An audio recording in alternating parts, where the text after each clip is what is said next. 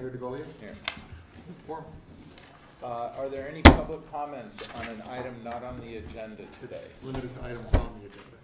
Yes, sometimes they change it. Oh, it's limited to Yeah. items on the agenda. Okay. Public comments on any of the items on this study session agenda? Okay, hearing none, let's go to the first item. Thank you, Mr. Mayor, members of the council. This one is adoption of a resolution to support 2 Transportation Development Act grant applications to CCAG. The only reason it's on the study session agenda today is because the timing of the grant application is a day before our next council meeting, and we get additional points to have a city council resolution in support. Mike's here to answer any questions the council might have with respect to how the projects came about. I know that he spoke with CCAG, who was the grant administrator through this process. And he and Andy Poster worked with them to come up with projects within our priority list, within our bike ped master plan, that would score the highest that we could afford. So Mike's here to answer any questions, and happy to do so. Any questions? I'm just excited that we're pushing forward, and I want to, as many points as you can get. Let's go get it. The areas you've identified are in very strong need, have high accident rates, and so, you know, it's a good choice. Good choice, you know, I know that we got some counsel on it, but those are excellent choices for us to really make a big impact. So, thanks. I agree with that. I think that we've chosen to target this area as an area to make investments of the surplus that we're generating and moving into capital improvement projects. I think if we can get grants and get half of the cost covered through CCAG, it's terrific. I'm glad we're moving forward on this. It's an action item, so it needs a motion. Is it an action item? Can I have a motion? I'd like to make the motion to adopt the resolution of support for 2 Transportation Development Act grant applications to CCAG. Second. All in favor? Aye. None opposed? We'll move on to the second item. Thank you, Mr. Mayor, members of the council. This one's a study session item, beginning the study session this evening. You have a charter city committee that was established a few years ago that consisted of Councilmember Widmer and Councilmember Carlson when he was on the council. They did a significant amount of work investigating with the city attorney what a charter city is, what a charter city is not, what a general law city is, what the differences are between the two. And they actually put together probably a charter of about 80% completion for the consideration. Jerry left the council, the committee turned over, and then there wasn't as much agreement between the 2 members on the committee of where to go next. So my recommendation at that time, we only had 4 members on the council, was to return it to the city council after we had a 5th member for further discussion. So the item this evening is basically confirmation or not that you want to continue the Charter City Committee. You've got all the information that's been put together thus far from the Charter City Committee. City attorneys here can answer some legal questions with respect to the pros and cons of charter cities. I also provided the council with a report from a community in Southern California that had gone through the whole charter city exploration process and what their conclusions were, just for anecdotal information. So if you want to continue with the Charter City Committee, you can suggest you do so this evening. The mayor's already appointed 2 members back in January to that committee, or you can choose not to continue the Charter City discussion and disband that committee. But that's your seeking that direction from the council tonight. Comments? Yeah, I think, you know, when we first started looking into it, you know, Bill was very supportive and indicating that, you know, the charter really can be whatever we want the charter to be, and less is more.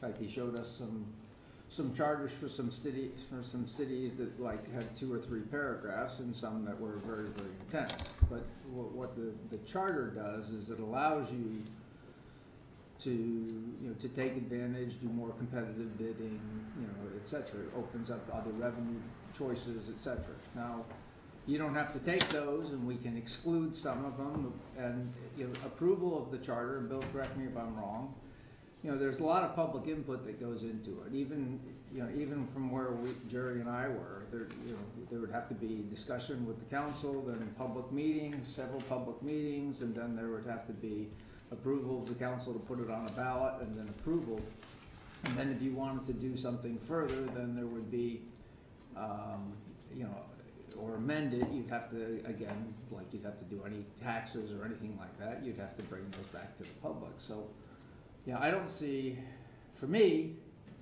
you know, home rule is, you know, allows you to the maximum extent possible, allows you to call your own shots and decide, you know, what laws you want to be potentially exempted from that are being passed in Sacramento for the general good.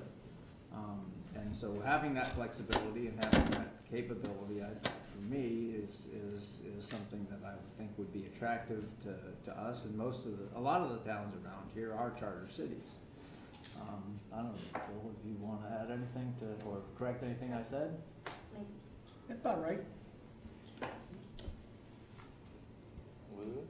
I'll wait. I do have a question, and Bill, we talked about this a while ago at one point, and you mentioned that there's been a development in the law that actually brings general law cities and charter cities closer and closer, so that I think your words were there's almost nothing that one can do that the other can't. Only in certain areas, but Could you expand upon the whole thing? Yeah, over time, the legislature has done everything it can to take the difference between the two forms of government and try to make the general law city pretty much equal to the charter cities. For instance, there's a provision in the government code that says a general law city can adopt any tax that a charter city could adopt. And a charter city is only limited by the Constitution. But the difference is the legislature adopted that, and they can change it anytime they want. If you're a home rule city, nobody can touch your ability to tax, period. It's all about what the city council, through the charter, and the citizens agree what kind of taxation they want to see. San Francisco. Sorry to interrupt, but what I'm hearing you say though is that if they're the same now, the concern is that the legislature can change one and not the other easily. That's one issue. But are they the same now? If the legislature did nothing forevermore, would they be the same? They keep trying to be. The legislature adopted SB 7 2 years ago that goes into effect this year that says, hey, all you charter cities, if you have any provisions where you ignore paying prevailing wages on any projects above $20,000, then you forfeit all discretionary funds from the state of California. So the bigger cities, the cities that get park money, bond money, things like that, they were, whoa, okay, we'll pay prevailing wages on everything. And that's a union-driven provision. That's being challenged in the appellate courts right now by a group of Southern California cities. Don't know where that's going to go. But there's an example of where they try to ratchet closer. But a different example is in elections matters, in your procurement issues, charter cities do not have to follow the Public Contracts Code. One of the things that handcuffs us, it has handcuffed us in trying to get maybe creative in certain areas, is we have to follow the Public Contracts Code. We have no choice right now. And Sacramento, you know, one size fits all is a rationale that doesn't really work in the real world very well sometimes. What's an example of that? Well, off the top of my head, I'm not sure I have good examples, other than I keep finding things where the legislature passes a law and they say this applies to charter cities, but some city challenges it as being in a municipal fair, and the next thing you know, it's thrown out. The table that shows a number of things is still, it's probably 90 or 95% correct, and you will see as you read through differences. The size of the city council could be established in the charter, but it can also be established by the city council itself. But things like term limits, elections, under the state elections code, they have certain requirements that have to be met. And if you want the county to do your elections, they will tell you have to comply with all these. But if you wanted to do something on your own, if you wanted to have a write-in vote out of cycle, because the state has certain election days, but if you wanted to just do one on your own, a vote just by mail, we can't do that now, because we're a general law city and we're stuck with state election laws. But if you're a charter city, you could say, you know what, we're gonna establish one. But if we don't say something in our charter, then we have to, then the general law No. applies. No, that's not correct, and that's a very big misconception about charters. Interestingly enough, a charter is a limitation on powers. It's not a grant of powers. The grant of powers comes from the Constitution itself. A charter city can do anything that's constitutional, subject to preemption by the state in areas where they have said this has to apply uniformly throughout the state, speed limits, sale of alcoholic beverages being two off the top of my head. But in so many areas, the city is allowed to do anything that you get a majority vote to do, as long as it's legal under the Constitution. Now, so it can't be unconstitutional and it can't be preempted by the state. You can do anything you want. If you're a charter city, the charter city is basically your own local constitution. And basically it provides further limits on what you can do. Term limits. The state law doesn't establish term limits, but you could establish term limits. And if the state came along and said, okay, you can't serve more than 4 terms, you could, as a charter city, say, well, 6 or 8 or whatever suits your fancy. It gives you more control, and it tailors whatever you do in a constitutional-like way to your own community. So what the state says is good for you may not be that good for you. And what governs you if you are a charter city and your charter doesn't limit the power with a provision?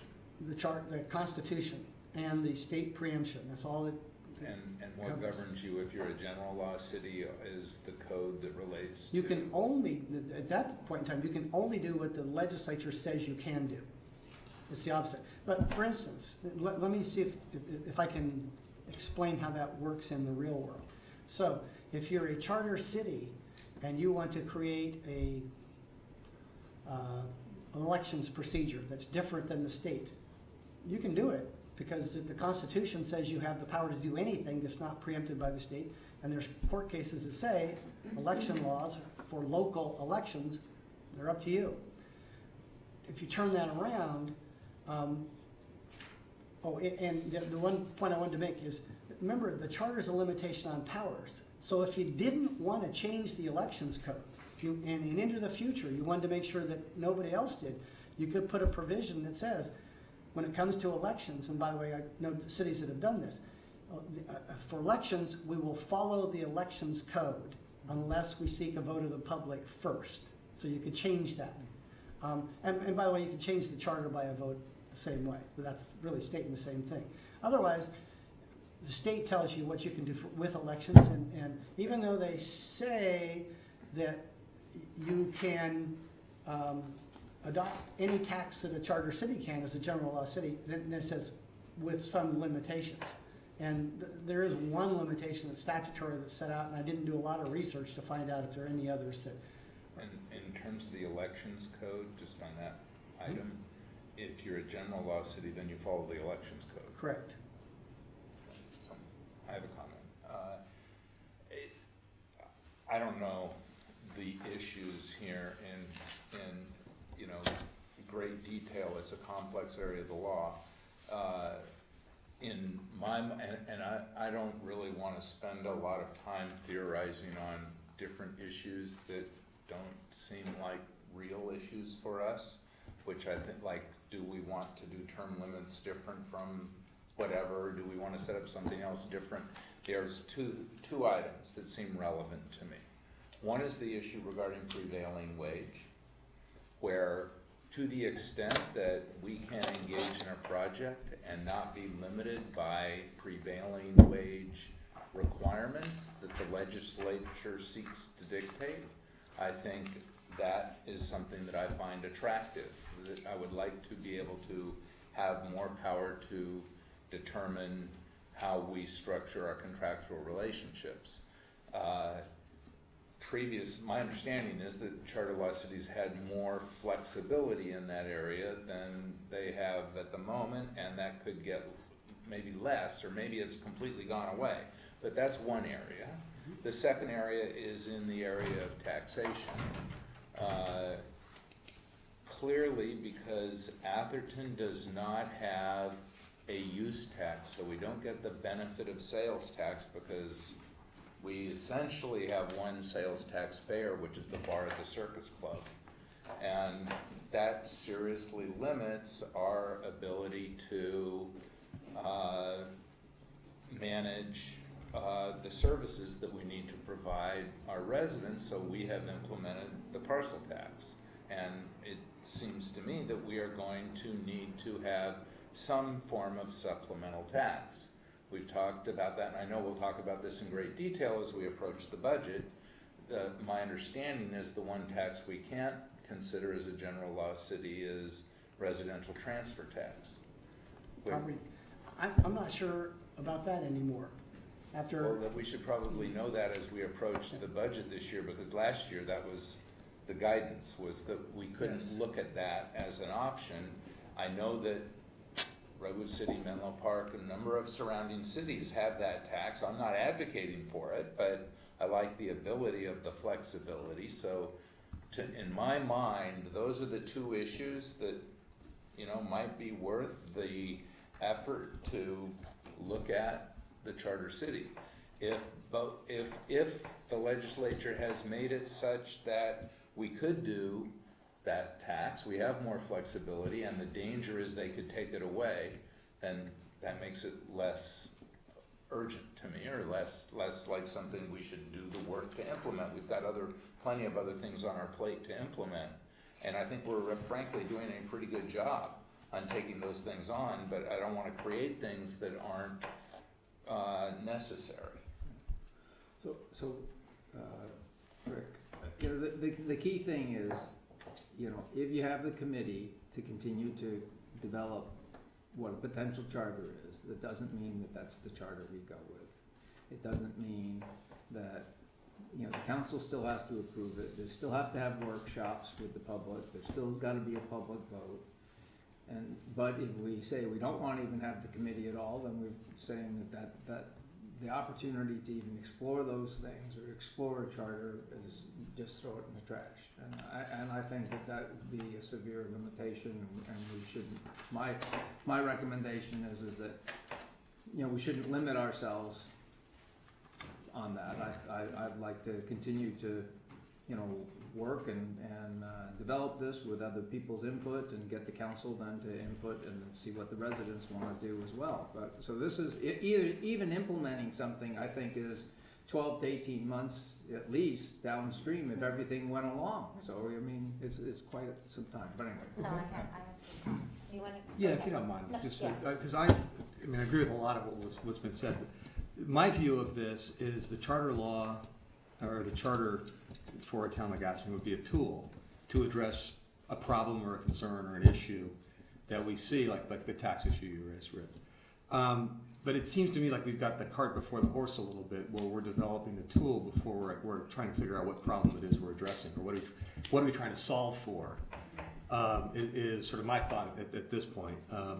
And it feels to me like the law's evolving. We haven't really got a great sense of exactly where that line is. The issue about the residential transfer tax is something we should know, and if that's what's driving this, we should know if we can do it only under the charter, a specific charter, or if we can do it as a general law city. Seems like the kind of information we should have.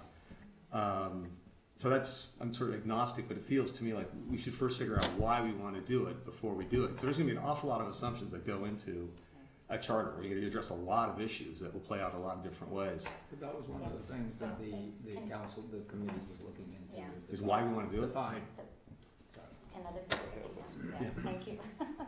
So I just want to kind of step back a few years and look at how this idea was put forth to council, and why this ad hoc committee was formed a few years ago.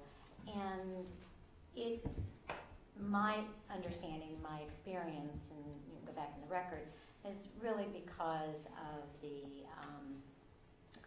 ability at that time to tax the residents more easily, to be able to, especially the real estate transfer tax primarily.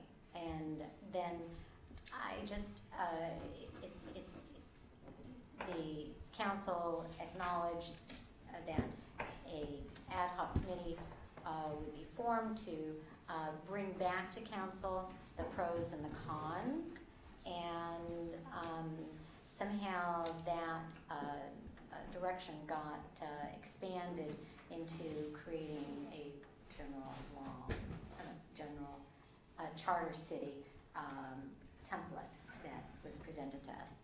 I think the city manager has given us an example of a larger city who just went through the exercise that Councilmember Widmer is advocating that Atherton go through, and their conclusions is a much bigger city, a 50,000 resident population city that went through all of the pros and cons, the exercise, the researching it out, and figuring out that yes, the laws are bringing the charter city and the general law closer together in their abilities to do things, and it's not something, a charter city is not something that is especially special to benefit a city. So I am still not convinced that there would be benefits facing Atherton by changing from a general law city to a charter city,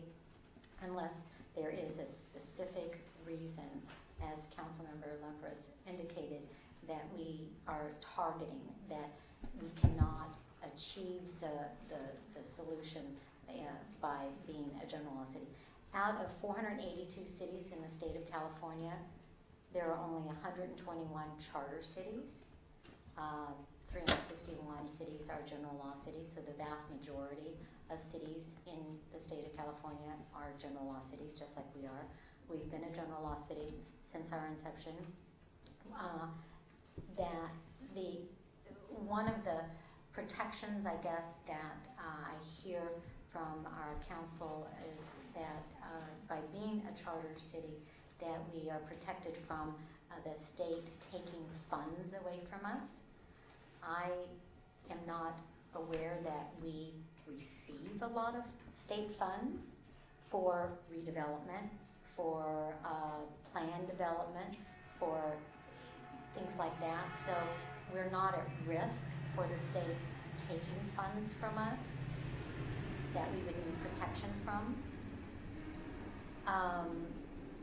The other thing is to enhance economic development and support activities. Atherton does not have any economic development within its town, so that is not a benefit that we would need. Providing revenue enhancement tools, and I guess that means the ability to tax, and I think we have the ability to tax, to create a utility users tax. We would want to go to our residents anyway and ask them if they would agree to have a utility users tax and educate them in that, and I don't think that we would want to try to force something on them without their buy-in. A real estate transfer tax, I believe that some years ago that was attempted. I think there's people in the town that would remember that, and I don't think that a real estate transfer tax would pass a vote. And I think just because you're a charter city, it's not, you get to say, okay, we're gonna do a real estate transfer tax. It still has to go to a vote.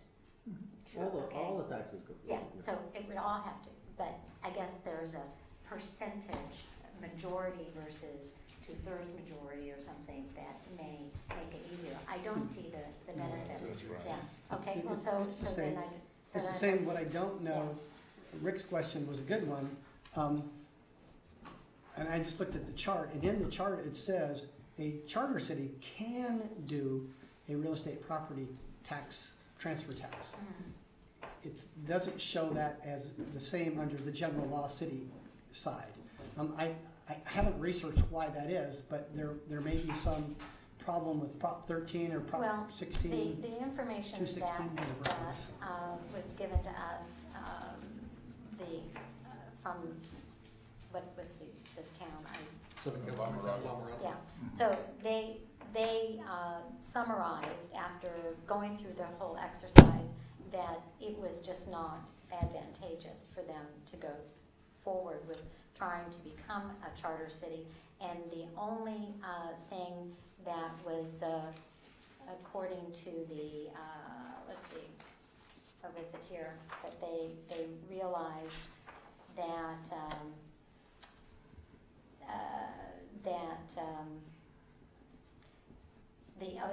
narrowing the gap between general law and charter cities, it's that the only remaining exception is that of a property transfer tax, which can be levied by a charter city but not a general law city. So that's what they're saying. So maybe you can just levy it without going to the voters. We No, could- even there you have to go to the voters. Well, Prop but- 26, Yeah, Prop 26 so- says all taxes have to go to the voters. So their summary was that it was just not worth it to go forward, and I just think it would be a waste of our time. We don't have a pressing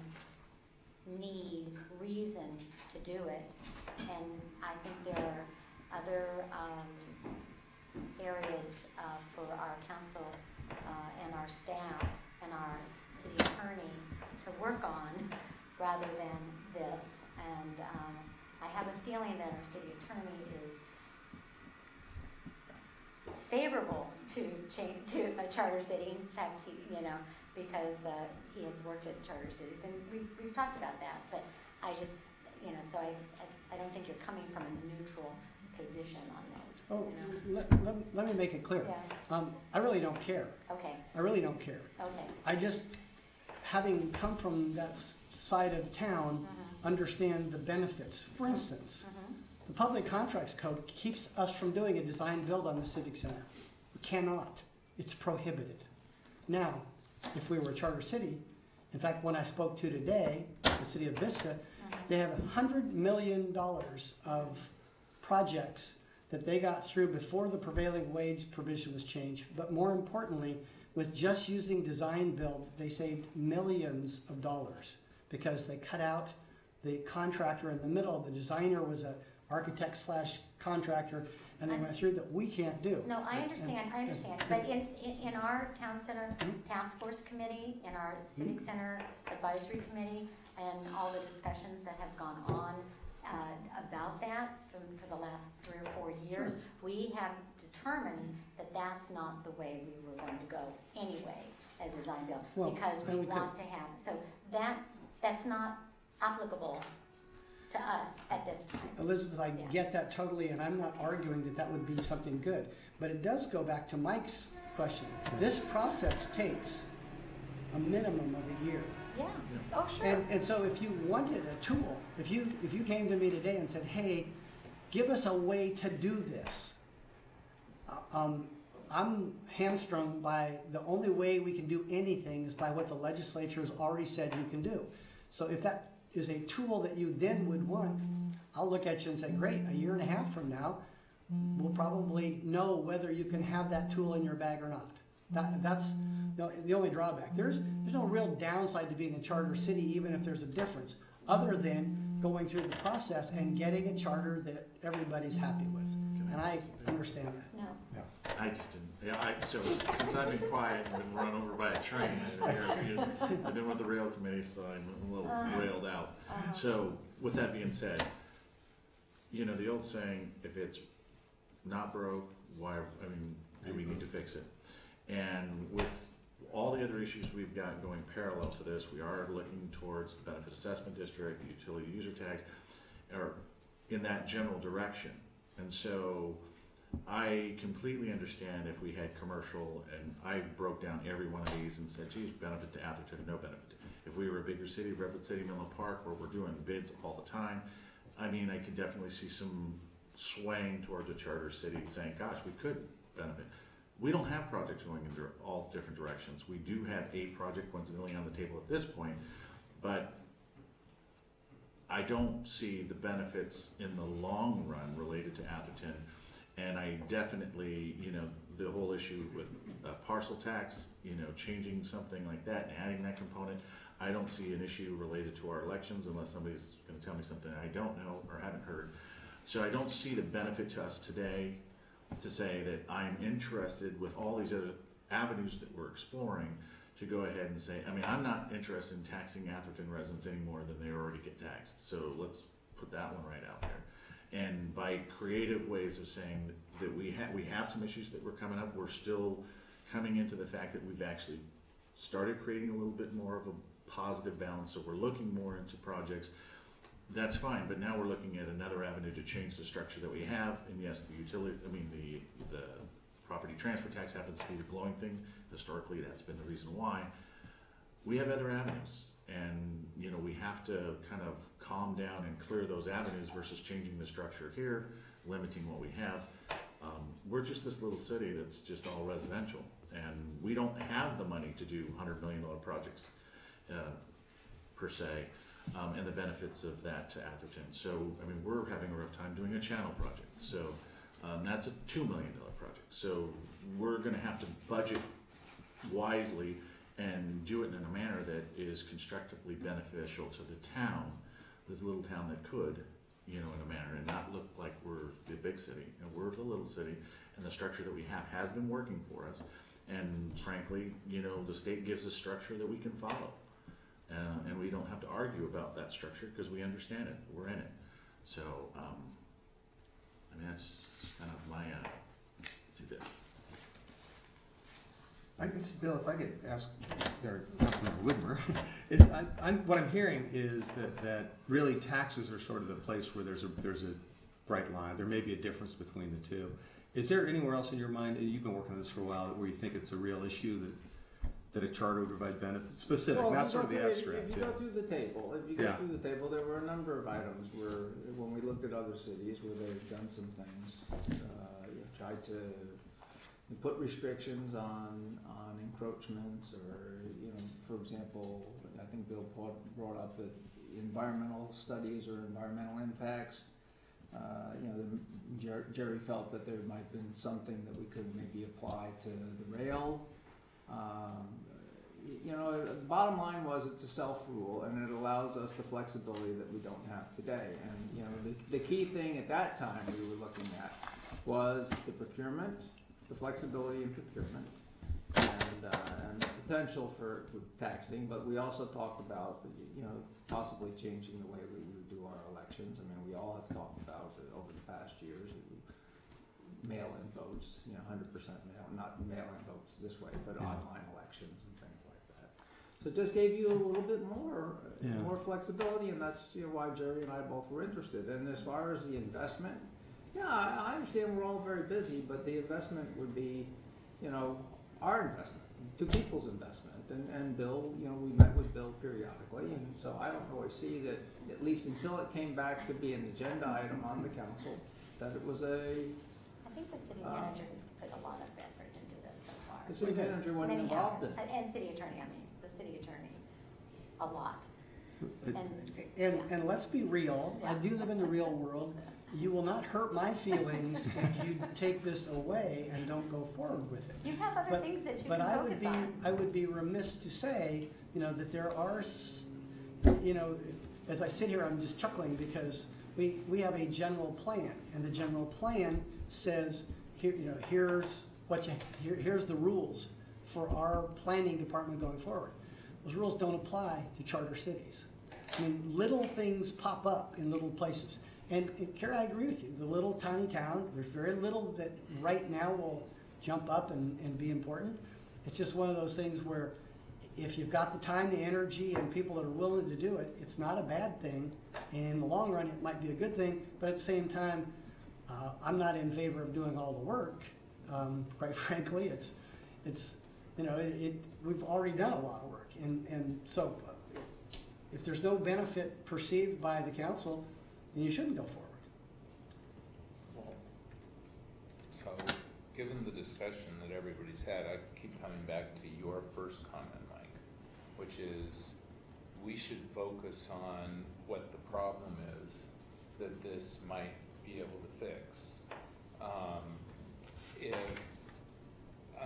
We do have a subcommittee. If maybe we should continue the subcommittee to meet for another quarter to come to us and identify what the problems are that the charter system might be able to help fix.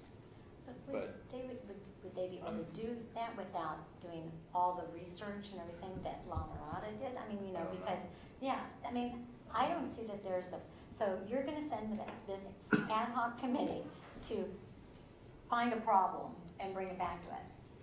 Well, I think that's, I don't think that's, no, I number think, one. but I think But it seems to me there's what this, two pretty big issues that I don't know how relevant they remain in terms of the difference between Charter City and the prevailing wages. the prevailing wages But even and tax in issue.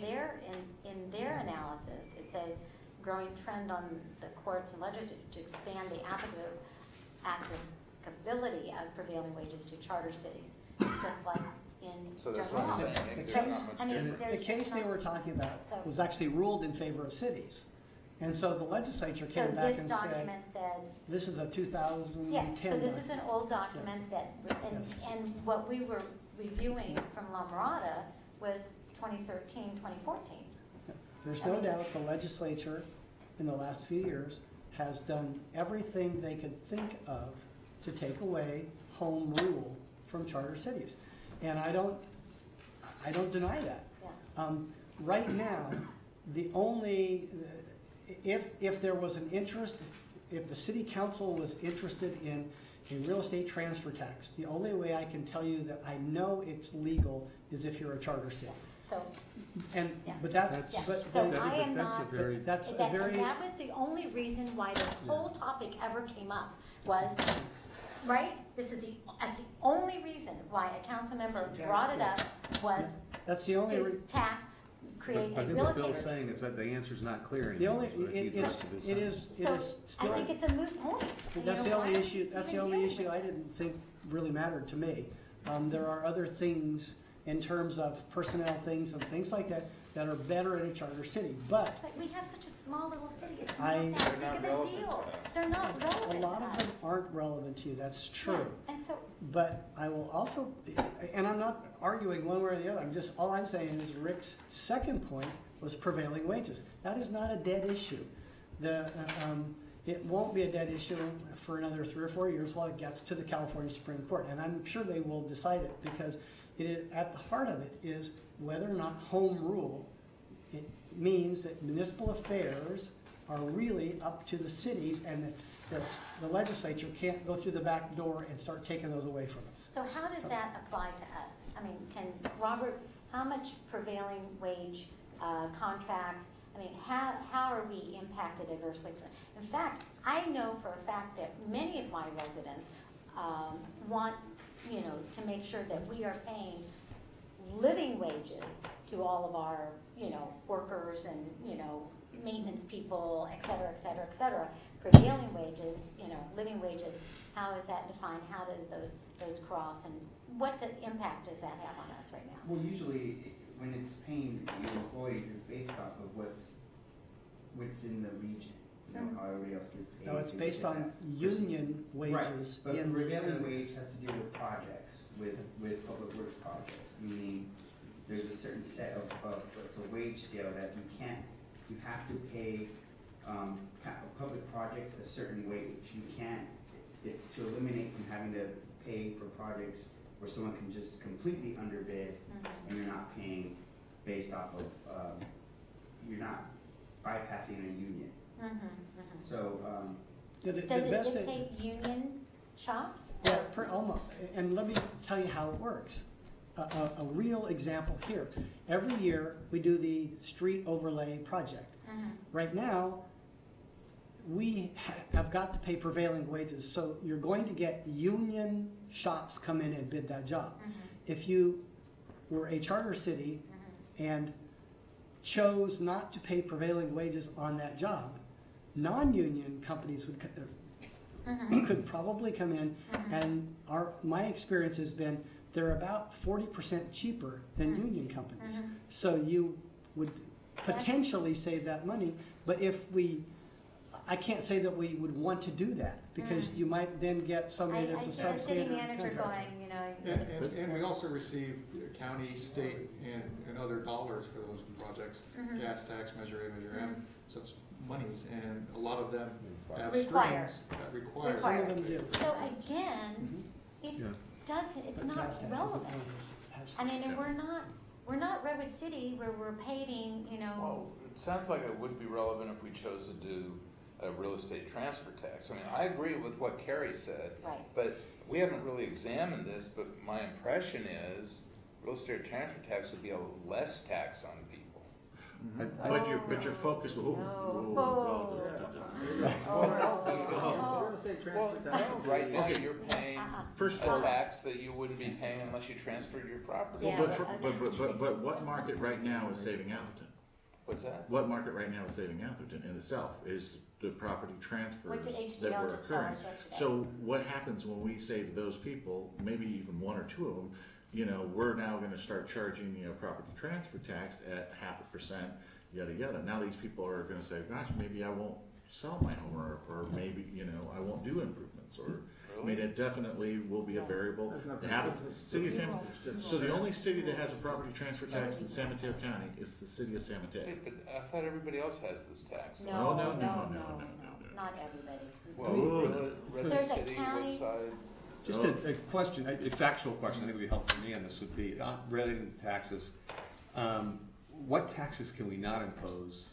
I still don't understand that, and we're having this argument. I don't know, we may already have the ability to impose, Well, requiring we votes on do. all of the same votes as a general law city and a charter city. If that's the case, then we shouldn't have this There's a conversation. statute. The difference There's a is, statute that- that- wait, yeah, go ahead. I just wanna say, the difference is that if you're a charter city, or at least it used to be very clear cut, that if you were a charter city, you could just kind of impose that real estate transfer tax without going to the people.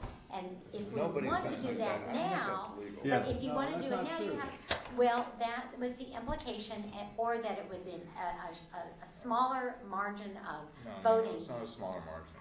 No, But that The was the smaller only margin is reason. whether it's a special But there's- tax No. or a general. Yeah, tax. that's, But there's an that's correct. answer to that question, and There is that here's- staff should be able here's- to get to here's- us. Is I didn't research it ahead of time because nobody asked me, but Looking at your Prop chart. 13 and Government Code Section 53725 apparently prohibit this from general law cities. And if you're a charter city, you can smile and say, no, thank you. We have plenary authority to do any tax we want that's not unconstitutional as opposed to statute. And that's why, my guess is, that's why a number of cities have chosen to be charter cities in the past few years. That number went up, by the way, from number that ended in 7 to 12, so there were 5 new charter cities in the last 7 years or whatever it was. Well- And it doesn't, I mean, La Mirada, I don't know anything about, and all I can say is, I don't get paid anymore to argue one way or the other. All I'm saying is there are some benefits to most cities. Probably Carrie's point is well taken, that the benefits in general may be less here unless you want to impose a real property transfer tax of, and by the way, you shouldn't shudder because it doesn't have to be 0.5%. It could be 0.25%. It's whatever you decide, by the way, on all these taxes. People have to approve it. It's basically, yeah, and the people have, and you have to get approval for it. If it's a general tax, it's 50%. If it's a special tax, it's 2/3, so. I guess, so again, I'm sorry, down here. So my thought is, if in a few years we're thinking we might have to go back to the voters with a limited pool of tools to use, one of which is the parcel tax. But if we amend the charter, we might have a wider variety of tools to use to tax. Is that what I'm hearing? I think it's It's really that just real a estate real estate transfer. Just tax. real estate. One You could additional actually, It's just a you real could estate. have a charter that says real estate transfer tax is not an acceptable tax. But why would you do that? That The one only- would be- No, I'm just I saying, mean, if you were gonna. because some cities would rather rely on other forms of tax than that one. Yeah, but it looks to me like the only reason we consider this is if we want to do a real estate transfer tax, and we don't know that we want to do that. So if we're gonna continue this committee, it sounds to me like the committee should look at the issue of the real estate transfer tax, and if it wants to recommend that we consider real estate transfer tax, then we would have to do the charter city. I just think Otherwise, If I could ad get it hoc would be a committee. waste of time. Does That, ad to me, hoc that's not a committee, charter yeah. discussion, that's Yeah, a tax discussion. Exactly, you Right. gotta, you Yeah. gotta, Right, you close exactly. down the ad City hoc. manager wants to say something. Back in March, Robert presented the revenue alternatives Yes, discussion, and there was a discussion of real estate property transfer tax. yes. Yeah. 22 charter cities of the total charter cities Mhm. actually imposed that property transfer tax. Only one in San Mateo County, that's the city of San Mateo, and they set that at $5 for each $1,000 in value. That's a 0.5%. Yeah. Yeah, 0.5%. It is, yep, it is. It's only San Mateo. Only, 22 in the But we could of say charter that cities. In the If we state, want it. 22 in the state. and everybody hates No, it. but in In San Mateo County, there's only one. Interesting, Mhm. okay. Yeah, and so it's not like, I just, again, And I think we're coming to another workshop, and we're gonna be readdressing the benefit assessment districts and so on, aren't we? The budget And so process. this will- is on discussion. taxation, and Mhm. since we're going in that direction on taxation, since we're talking about it, I think that's a more appropriate direction for this particular, because this is what we're talking about, discussion. so, Exactly. you know, as far as a charter, you know, I don't think that that's really the direction we're going in to get taxation. Let's discuss something like benefit assessment district, where the people that actually are getting the benefit, Yeah. you know, chime in. Well, So do you wanna open up the public, So it people sounds getting like- the benefit Do you of the people that are transferring their real estate. public comments? And I don't think 0.5%, if in fact it was levied at that level, it would be a decision maker for somebody selling their. Well, property. I disagree with you in Yeah, the sense that, you know, when you get taxed to hell, Mhm. 0.5%'s enough. And, you know, I'm sorry, but, you know, the swing in the pendulum now is our new people that are paying $10 million for a home are Okay. not getting the $10 million benefit in the taxation they're getting. Okay, but let's have this discussion when we get into the budget issue. Is there any public comment on this issue? Yes. Yeah, I have two. One, I came to sort of hear the discussion and learn about charter cities. What I heard lately was a sales job for the city attorney for charter cities, period.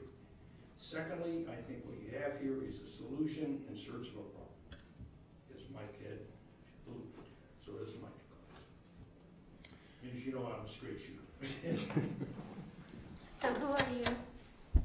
Can you give your name? Yeah. My name is Jim Massey, 7 Lloyd Drive, Good, Atherton. just for the record, so we know who spoke.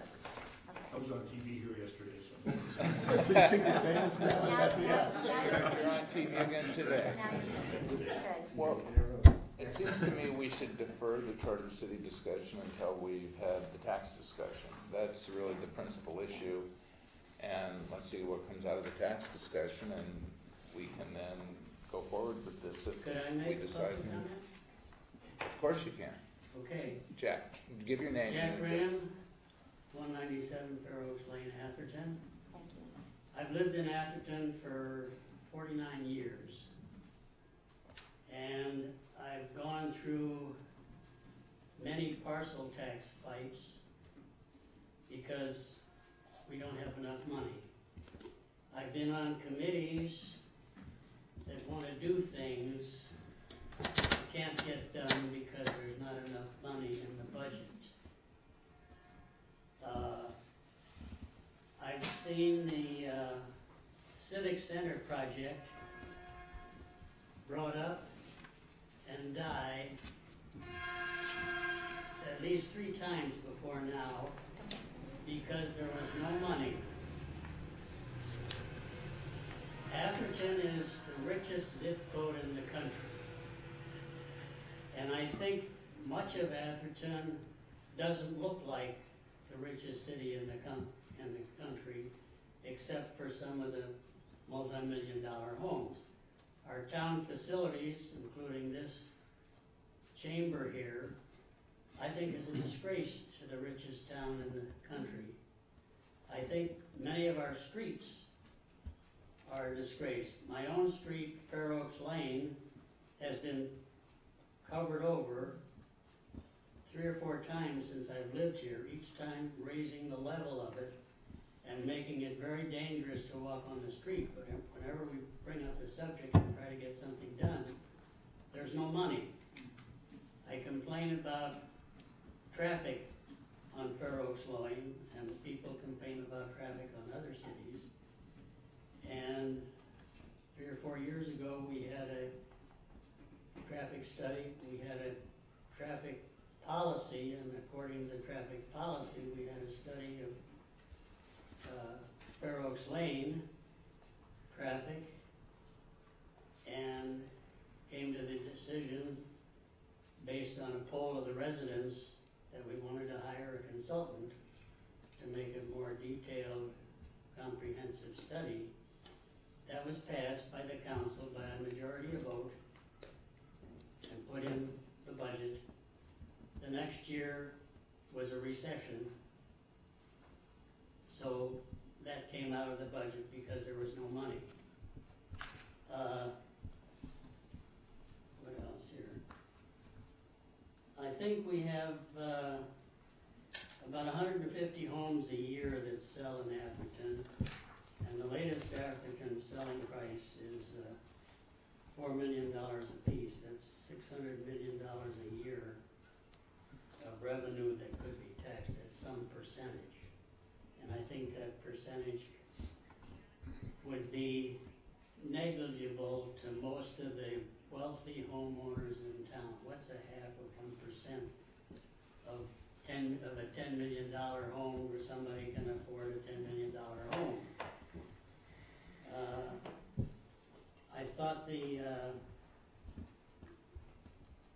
comment about design build and having to pay extra because we can't do that. I think there's so many things in this town that need money that we need to find other sources of money. And I recall when this came up about, I don't know, 10 years ago. I don't think any of the present council members were on the council. But I remember it came up, and it went as far as coming to the council for a vote. And when it came to the council for a vote, the chambers were overflowing with real estate agents. Not from Atherton, but from all up and down the peninsula, who were lobbying against becoming a charter city so that we could level a transfer tax. And the council was bullied into dropping it by a majority of non-Atherton people. I think the real estate business is the largest business in Atherton, and there are a lot of, it's $600 million a year business that we don't get the benefit of any transfer tax or any other tax on that. And in the absence of a sales tax, I think that's certainly something worth exploring. So I just learned about this by reading the almanac today. Didn't know about this meeting, so I didn't have time for a lot of preparation. But as a longtime resident who's seen financial needs more than I've seen financial surpluses, I see a town in need of a new town center. I see streets in need of improvement. I see traffic in need of study and regulation. I see lots of things that need money, and I just can't figure out why there is so much opposition to exploring another avenue of raising money. Thank you.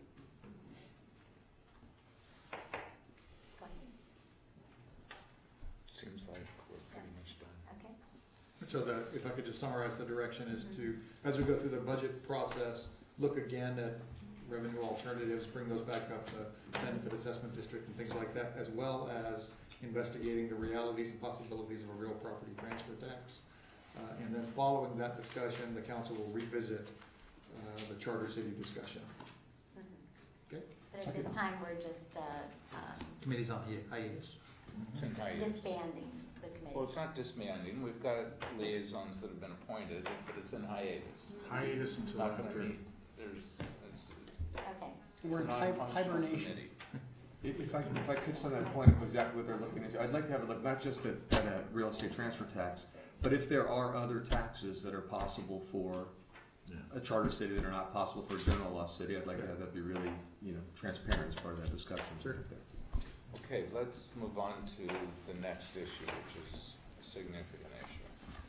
All right, thank you, Mr. Mayor, members of the council. This one is the encroachment permit ordinance and development license process, revocable license process.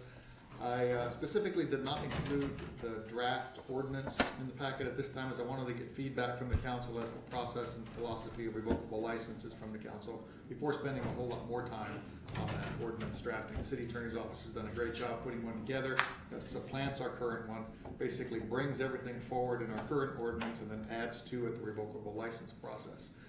And that's an important part to get right, is how we deal with the residents, how the residents deal with the revocable license thing, what that process looks like, what that education looks like. There are portions of our code that are silent because state law also governs streets and highways through a variety of places like the California Vehicle Code, fire lanes, and things like that. So our ordinance is silent on those areas. Those other general laws come into play in those areas. Section 12.06, 040 of our current ordinance is a broad interpretation of the encroachment permit process, making it unlawful to store any materials or vehicles on any easement right of way, which includes the road for any purpose, and we regulate those. Our primary focus at this point is regulating activity within the rights of way. So a construction truck, a big delivery truck that sits in the road for 8 hours, things like that that we want to manage, digging up trenching down the road and down the public easements. The current standards, which were included in the staff report, is the visual of the visibility triangles, how far you can have a structure or something that's 6 inches or higher, that sort of thing. That's in there. That's current law. The only change is adding the revocable license process to formalize the perceived permanency of other encroachments that are placed. The process and issues covered are essentially the same as the current ordinance. We're just separating out temporary delivery vans, construction, etc., from the longer, more permanent encroachments such as fences, trees, mailboxes, irrigation lines, keypads, gates, pilasters, things like that, to make it clearer for the resident and contractor. The goal here is to educate the community, make it safer for vehicles and pedestrians, and solve the town's liability issue through risk transfer back to the adjacent property owner. The town has allowed these encroachments over time. In many other communities, you have your front property line, and then you got the curb. That area in between, you might have a sidewalk, but there's nothing you're going to put in there. They just don't allow you to build anything within that area. In our community, we've got the property line where most people have fences and gates, and that section between there and the road, we want them to beautify. So we kind of encourage it and have allowed it over the years, but it's developed into sort of a liability for the town. So it's really not the problem as to what the current standards are, but in doing so, well, let me back up a second. The problem is that many of those improvements placed by the property owners and many of the types of improvements that they actually want within that right of way aren't allowed under the current standards. And that's not really a problem, and we can say no. The town will be perceived, though, if we go through the code enforcement process, I think, as being a little heavy-handed and negative. Staff's looking for a more cooperative approach that allows property owners to make more significant improvements in those areas within those rights of way where they're feasible, with review and with a clear transfer of risk. Bottom line, we can leave the ordinance as is. That's, again, not a problem. We can use code enforcement to go out there and address those issues, the rocks and the rights of way, the logs that people put out there. That's a significant enforcement effort, and a lot of property owners will be forced to pull those things out of the rights of way. That's a policy call for the council. We just need to be consistent in our approach. Right now, when the code enforcement officer goes out there and starts to do those things, there's a lot of finger pointing going on.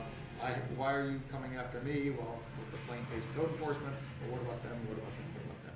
So that creates a challenge. We want to kind of clear that up, and we want to do it in a way that makes it easy for the property owner, educates the property owner, and lets them have a lot of things that we want them to do out there to beautify things in that area, but in a reasonable way. That concludes the staff report. It's a big undertaking. So, I guess I'll be first since I was the last time. That seems equitable. I'm jumping in, sorry. Through the chair, it's all right. I'm kind of, and I've said it to George, I think that it's the right thing to do, the tightening up of our standards and our protections for the town's interests. I think that the education component to this is key to making sure that our residents understand. We've got a big vision for the town. We've got a lot of master plans are coming out there, the bike, and so there's a lot of reasons why we need to clean up some of the language. And I think that there's another component here that I would like to make sure that we get added to it, which is the recording of the responsibility on each deed. As we just heard Jack say, we've got 100 of these homes, but we're not talking 100 homes in a subdivision that's only got 50 feet of frontage. We've got huge frontages.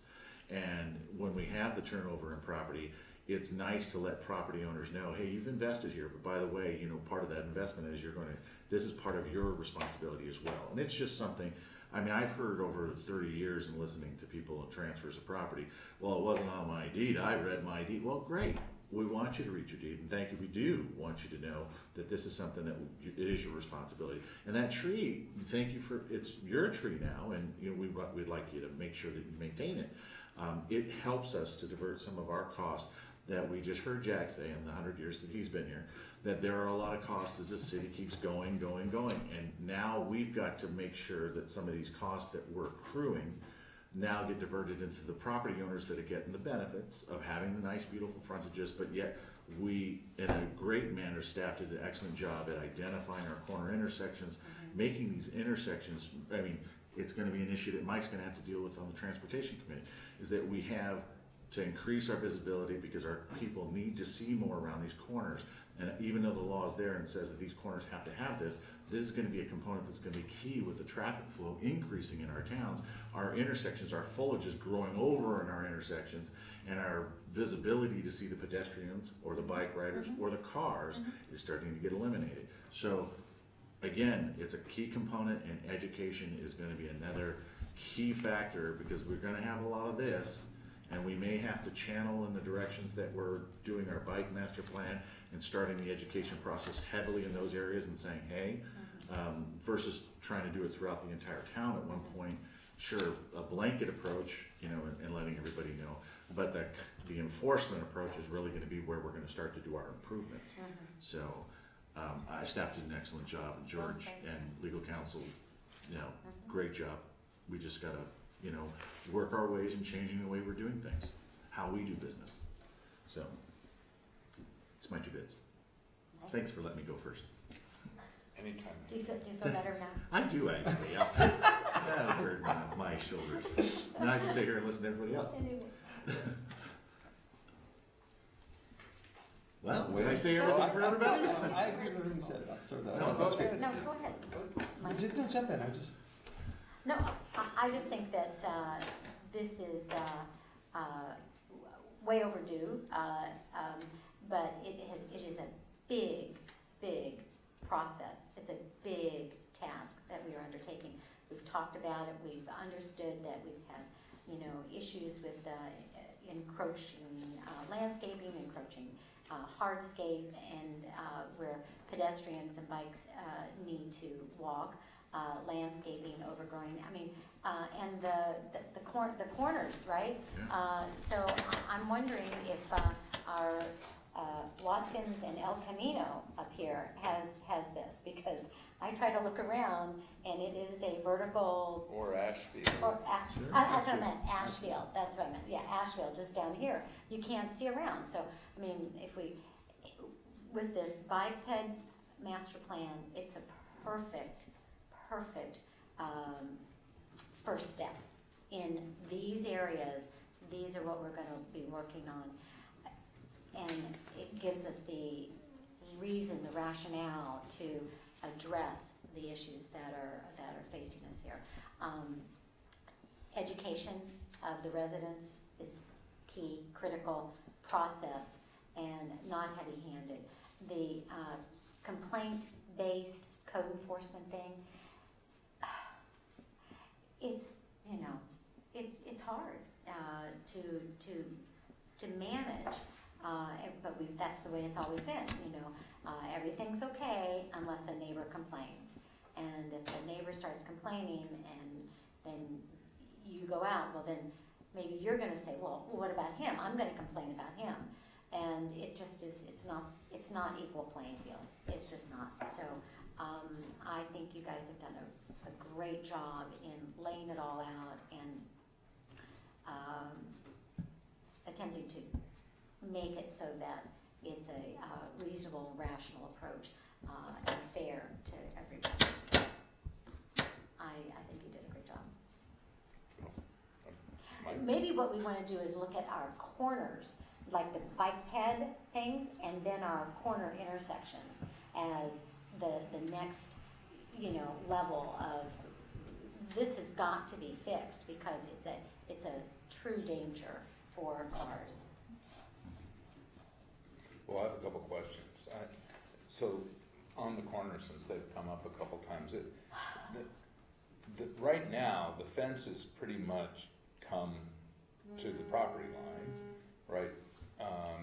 And was the proposal here that the corner of the property line, if the fence is gonna come, you know, in a right diagonal at the corner, then it's going to have to be lower for a certain footage? Yes, That's our absolutely. ordinance today. That's our current. ordinance today. That's current That's today. right. That is I current mean, law? if you look at my house at the corner of Emily and Yeah, your Alejandro. house is different. You don't have a fence. You did a beautiful job. No, I do. No, And you, I have you have a little tiny fence, but no, I you do. go out. No, you're wrong. It's a beautiful job. And by the way, that's some family living in there. You know. I could have gone, you know, straight to my corner, right there at the corner of Emily and Alejandra, but with a shorter fence line, but I angled it back. I set it back and angled it back. No, you needed to have it angled back, and it only had a certain, the closer it was to the No, but I It's angled 36 it back inches, so that yeah, I could have on the it corner. tall, yeah. But- because it, Did it increase If you visibility? go out, if you There go is out a- there there is a today, current. most, I mean, here, Yeah. take an example of Austin and Atherton Avenue. They've got a lower fence there. They've got a Very little good. planter done, like you have a little planter done right at your corner. It's very attractive. right, But if you go in most corners out here, the fence is just at the fence height, straight down to the corner. It's a Yeah. 90-degree angle on the corner. And you're right, it's very hard to see around. That's the reason it's being proposed. right. Right. It's an intelligent proposal, but what I'm saying is, How did if that we're gonna happen? go, well, no, and I'll give you a great example. The corner of Atherton Avenue and El Camino, Oh, yeah. where you get to look at that fence, because if there's more than one car in the left-hand turn lane, Mhm. you're gonna be sitting there Yeah. looking at the fence. Yeah. Because we can't turn to the Is right it the unless you wooden, want the to. wooden fence? No, it's not wooden, it's stucco. The one But on that- the that's south the- side. To the right. That's the case, On the south that's the side. case all over town. Mm-hmm. And if we're gonna go proactively telling people they have to cut down their fences, The But- goal for those that already exist with an entitlement to build a fence, I'm Right. not suggesting we go after them. okay. But we need to implement that existing ordinance, existing law, consistently moving forward. Right. Clearly, that's easy to do when people are building and they Yes. have to come in, and I Yeah, they have to get a understand. permit. I understand your priorities are essentially where we're doing the bike lanes, Right. where people are coming in for a permit because they're building a new And we property. can talk about or- what that trigger would And, be. or there's a trigger point Right. for a remodel and Parker. Yes. And I understand why we're choosing all of those, and so I think that makes sense. And you actually identified a perfect example of a home that has transferred recently and transferred ownership and it's new construction. So we would have hit that house 3 times with notification that this is the way it would be.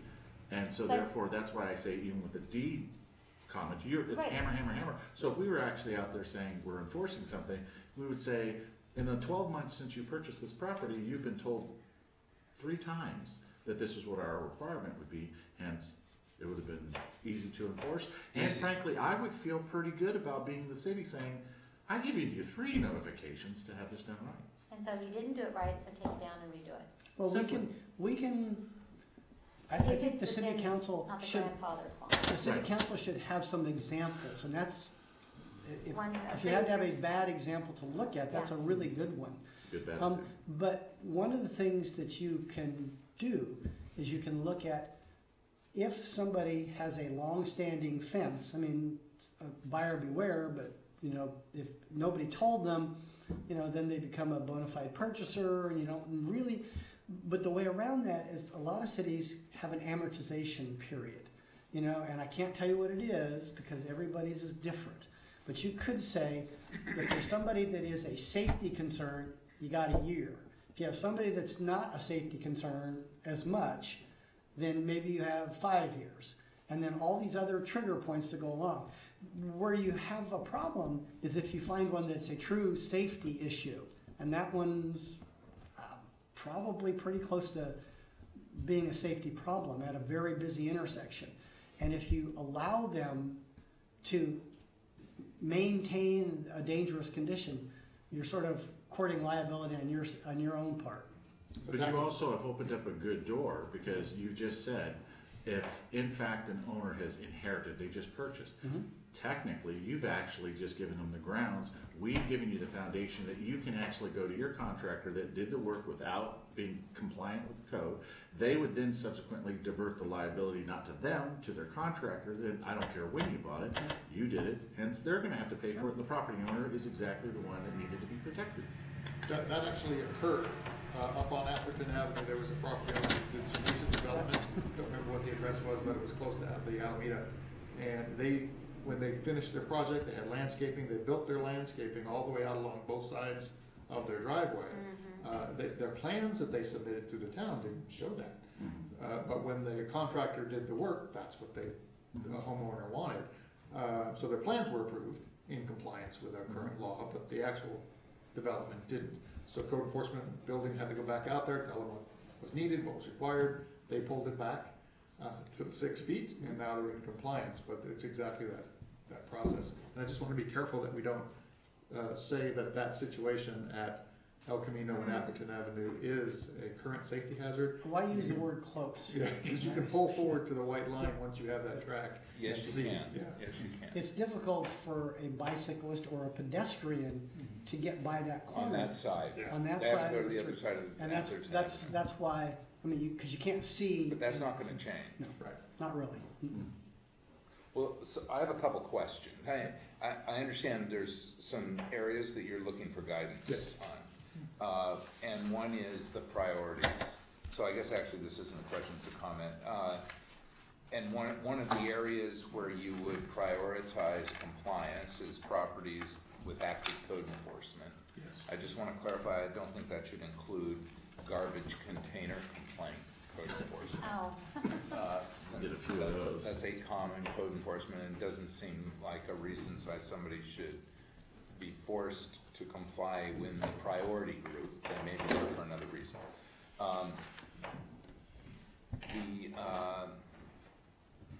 With the revocable permit, would there be a fee for issuing the revocable permit? Well, they would need to pay the reasonable cost to process the permit and to file and record the permit. Although, in speaking with council on one-on-one conversations, a suggestion came up that, you know, maybe as part of that education period, we give an amortization period and we notify the community, hey, come in, file your revocable license for that area on your frontage for a year, 2 years, or whatever, and there's no fee associated with processing that document within the first 2 years. And then after that 2 years, then there's a fee associated with it. Minimum fee. That's a good idea. That's I like it's an that. incentive. Because I didn't- Well, the fee can't be more than the cost of administering the issuance of the permit, Yeah, so it but can't be a lot. George and I talked about that maybe over time we can go ahead and we could automate it to where you fill the stuff out, and then there's just the filing and putting it on the title, so we could minimize it as much as possible and automate it as much as possible, but, yeah. The cost associated with it, and the time associated with it could be an irritant to people, because this is a kind of a culture change, Mm-hmm. and we don't want to revolt, we want to have some sort of embracing. We want to have the carrot we want. I understand there's some things where permits wouldn't be required that are permanent changes. For example, a mailbox, Right, unless it caused a site problem, I guess. right. With driveways, sewer laterals, water laterals, mailboxes, things that are required for ingress and egress of the property, those things, you know, we. They're not changing. They're not changing. Those are in our building code. Right, but we wanna know where they are. Sure. So when they file their revocable license, they cite them on that You little have to plot get the plan. encroachment permit. Or when they do And their then- building plan. And when they do their building Right. plan. And de minimis Here's the maintenance and issues that they put out there, de minimis modifications to existing landscaping, replacing a tree like for like sort of thing, not a problem. But you're not expecting, if they do a building permit submittal, and the town approves that permit, then you're not expecting them to come back and do an encroachment. If the landscape plan that got approved by the town showed where these things are, then you're not expecting them to say, oh, by the way, here's another permit. No, we're not expecting them to process a separate revocable license. That will be processed as part of the building permit process. Right. So there would But- still be a revocable license given that would be Yeah. filed. Yeah, but it would be part of the permitting Be process. part of the permitting process. But when they come in, because when they'll submit all those things 18 months before they'll actually touch that right of way. So when they actually come in with the big trucks and the dump trucks and start digging up the dirt, then they're gonna need that temporary encroachment permit to block the roadway, do traffic control devices, things like that. Those are minimal. Everybody does those already now. Hopefully. So, Not everybody, I gotta say, not everybody, Okay, I so- know that. Hopefully should do those. Everybody I'm should. sorry, I still have a few questions. I think this is a big deal, so I really Huge. think it's important for us Big paradigm shift. Yeah. to thoroughly understand it, because I think it will have impacts on people, and we're gonna have to explain it to them, so it's Well, really, yeah, the education, the process, so are you gonna ask how he's gonna do that? I'm How we're gonna gonna ask do a that? number of Yeah, questions, and can you ask him I'm gonna that? leave a couple questions to make sure that you get to ask your question. Yeah. You go see for us. So, here, part of the concept is that this license is revocable.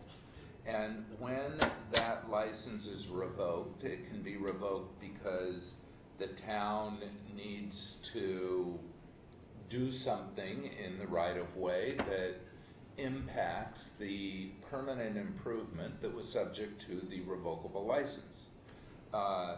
And if that is something that's not an emergency, then the town will give the homeowner notice, go in and rip up the homeowner's work, and maybe even a structure if it was permitted.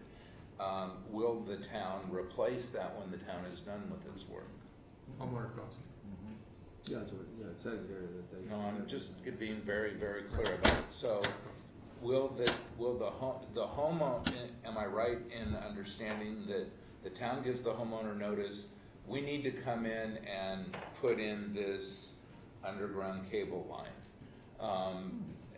The homeowner is then responsible to remove the permanent encroachment. The town, so it's not the town's responsibility to remove it, Correct. right? We give And notice. the town then comes in, rips up the property, which the town owns, and which the homeowner has a right-of-way over, and is finished. Then the homeowner replaces, maybe has to enter into a new license, I don't know how it works. No, we would require that. So then they have to replace it, but there's a clear cost that they have that actually is going to be incurred whether it is planned or an emergency. Correct, and it's a cost that's incurred now. That doesn't change. That's no different from No what we different have from now. now. Okay. And there shouldn't be any permanent improvements per se in that structural, in that. In the first No, 6 it's feet, permanent. theoretically. There are, no, I don't think that's right. There are absolute, part of this process Yeah. is to give a revocable license to enable you to do a permanent improvement. Well, still, It's fences, revocable. walls, pilasters, things like that. We're not talking houses and Yeah, structures. that's. No, but it could be a mailbox, it Yes. could be a built-up mailbox. But it shouldn't be a garage on I think we're, And on The Parker, easy it could be a example- fence. well, if it's Easy a house example- on But it the can't be a right of way, garage. Right. I don't think That's it could right. be a garage. Could not be a Can't be a garage. garage. No, Okay. probably wouldn't, but the easy example is, the right-of-way exists, No, no. The right-of-way exists for us to do improvements in. So if we widen the street 3 feet for a bike lane, for instance, and all the way down the street, we're gonna be cutting off somebody's driveway. And there could be a grade differential. Now, is that our responsibility to fix that or theirs? What we have now and what we're contemplating is that that's their problem because they're doing it on our property. Right. And so if they want to continue to use our property, they've got to fix that issue. Great. Right, That's the way it is now. right. Yep. Mhm. And that's, And that On the will continue. revocations, Bill, do we have the widest possible discretion in here to revoke that stuff? I mean, what's the standard? Do we have There's to a certain showing, right? We Yeah, have to do a showing of certain. There's like a need necessity requirement for the permanent ones. Like if somebody goes out there and puts some flowers, we don't need anything to just go in and say, okay, your flowers are causing a problem. We need it for, put our line or whatever it is. There's not a problem. But if it's something permanent, like a driveway or a fence or something that we've given with knowledge, allowed them to put that in the right of way, then we put into the ordinance a need and necessity kind of thing. We have to show there's a strong, compelling need to take back our right, and they have a right to appeal that to the city council. And do we, why do we have that in? There's a law that require that? It seems to me we would want to have the broadest possible discretion. We'd hopefully use it wisely, but we'd like to have broad discretion to say, we want that back for whatever reason. I think that if you were a homeowner and just spent a lot of money putting a very beautiful driveway, pavers and Right. gutters and things, and then soon thereafter the town came along and said, well, we need to put a bike lane through there and it's gonna cost you $25,000 to fix your property, que sera. So we want to make sure. The bike lane would meet the test you had earlier, right? That clearly would be a necessity. But again, we want to, as opposed to, we just want to put a DG path for people to walk along there. That might not be as important, especially if they can go on the other side. It might be important, but it might not. We want that decision to be not just a staff decision. We want the city council to be able to weigh in on that because these are your constituents. do we have a notification component to this? I don't recall. A notification. So say, for example, we're doing this. We're going, and I'm gonna use Sutherland. We're doing a bike lane in Sutherland since I'm picking on myself.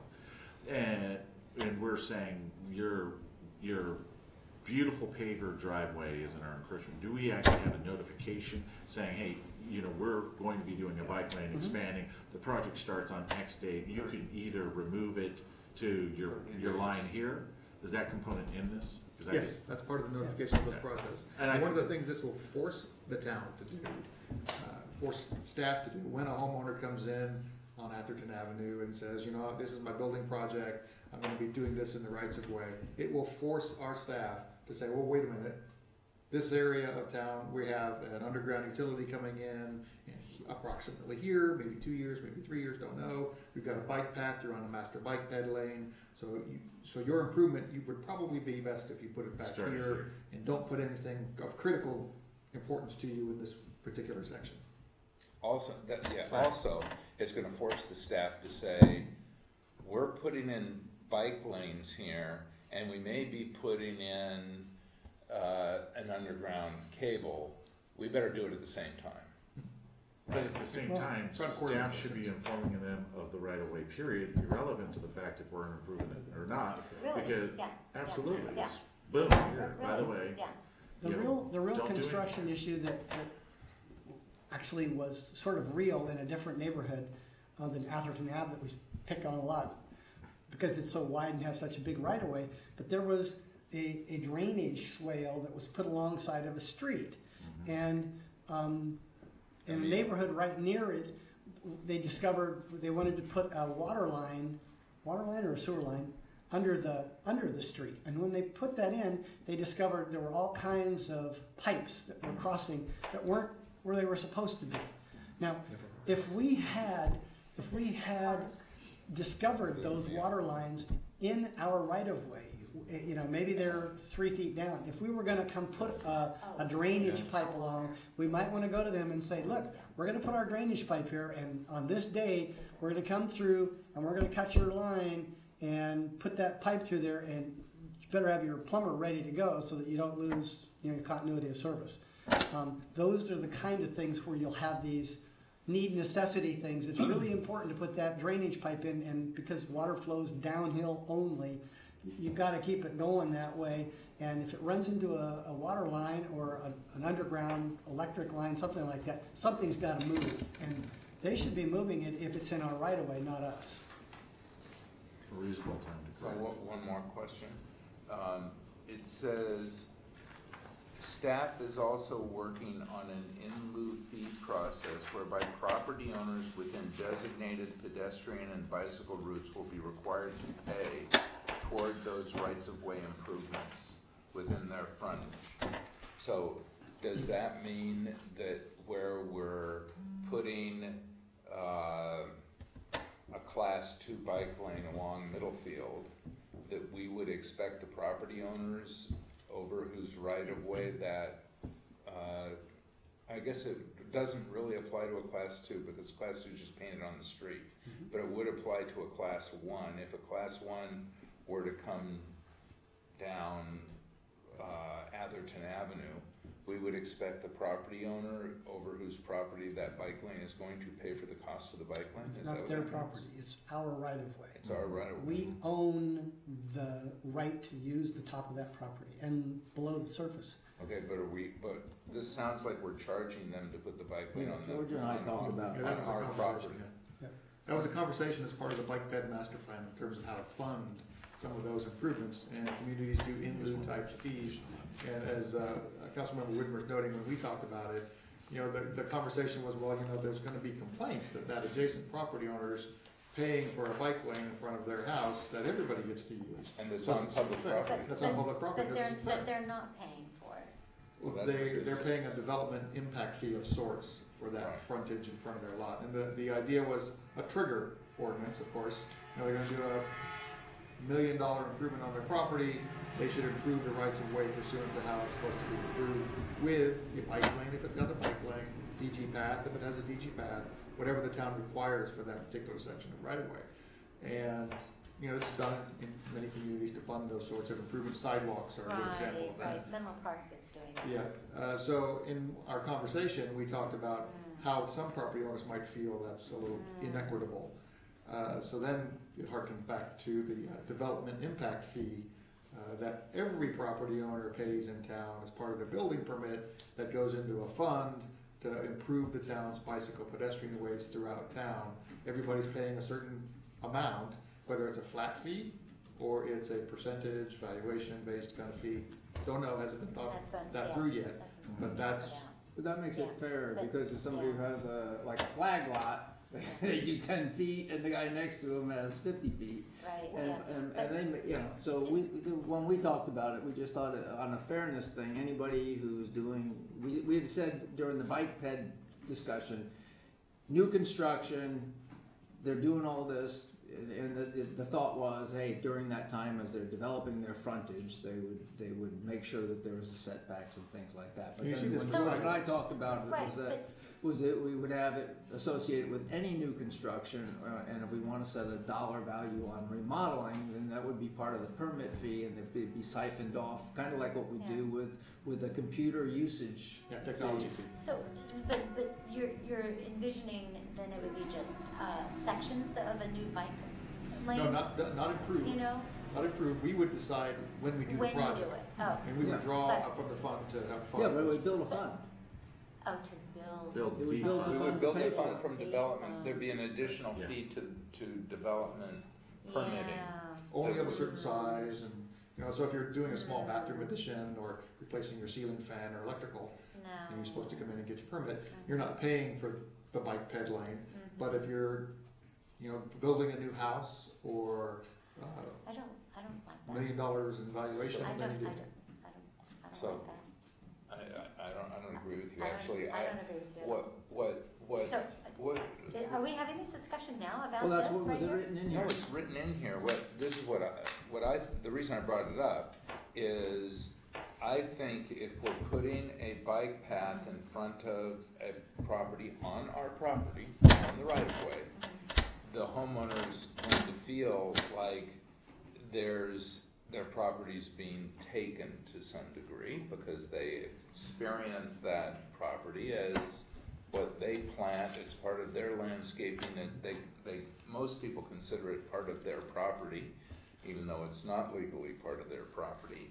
And I don't have any problem with the concept of taking that property for a bike path because we make a judgment that this is where a bike path should go. It's in the interest of our residents to have the bike path. But I have a problem with telling them, in addition to taking what you perceive to be your property, we're gonna have you pay $20,000, which is the cost to put it in front of your property. I much prefer to have a 0.5% fee that everybody who's doing some development in the town pays into. That's what we thought. I understand, I'm commenting on it. I think that's much fairer than subjecting, because everybody in the town has the right to benefit from the bike paths. And therefore, everybody in town should be subject to having to pay for that, either from the money coming out of the general fund, or from their tax dollars, or from a development fund that we attach to development and permitting fees, where no matter where you build in town, you put something into that fund, then everybody pays for it. I think that's way fairer. Yeah, now, this isn't part of the encroachment permit process ordinance, it's a later thing. This is not, oh, Right. but you just wrote it in sort Yes. of to give it Yes. perspective. I see, I didn't understand that, okay.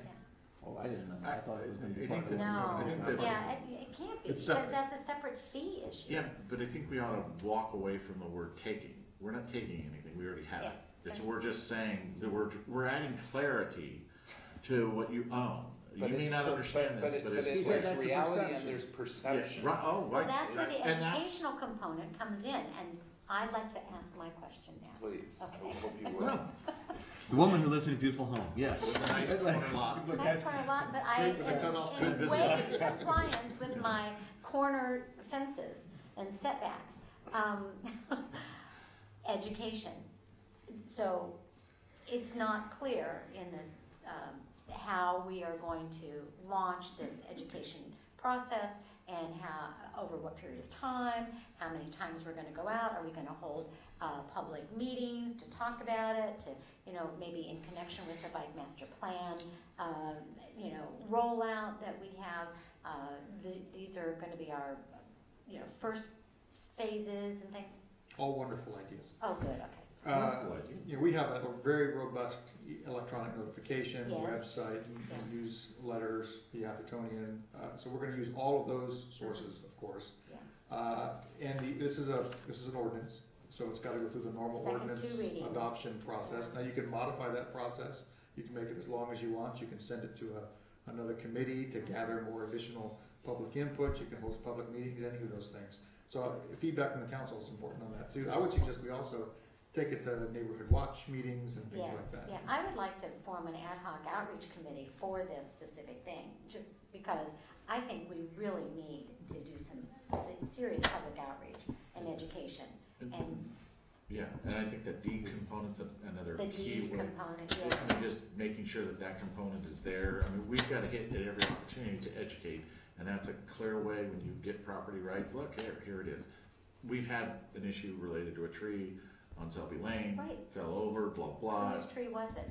Don't even want to say, but it came back around, but unfortunately another tree went down. So it was just a matter of saying, hey, by the way, and I know this, I mean, I grew up without that, but fortunately, the laws have changed to where you've now, it had happened to be on the books since the 90s. Look, you do have this, and by the way, it was yours. I know the way it was when you were a kid, but remember, there's so much responsibility and improvements in that area. And to a town, that's just another component called financial obligation to maintain X and X, and if we can divert some of those responsibilities over to the benefactors or the users, then we're better off. Bill? So anyway, and I'd had these conversations with George yesterday, but my comments on it is, first off, I'm not saying first off, I believe that a lot of what we are saying in here, I went over the old encroachment processes, and I think most of them are, as George represents, are just being called out here. But I do think that, you know, in some cases, we wanna make sure that we're not overreaching. I mean, when I read this thing, like, for example, it says planting of any tree, of course, the trees are all supposed to be 6 to 8 feet back. And I think it's clear here, it's gotta be, maybe wanna go make some changes, but it goes on and talks about grass. You know, that's a little overreaching. I think that let's make it, since this is gonna be such a big culture change, I think we should just make sure that we're not overreaching with what we're doing. I did bring up the thing about the bike pass, but I think we've had that discussion, and how we're going to implement it.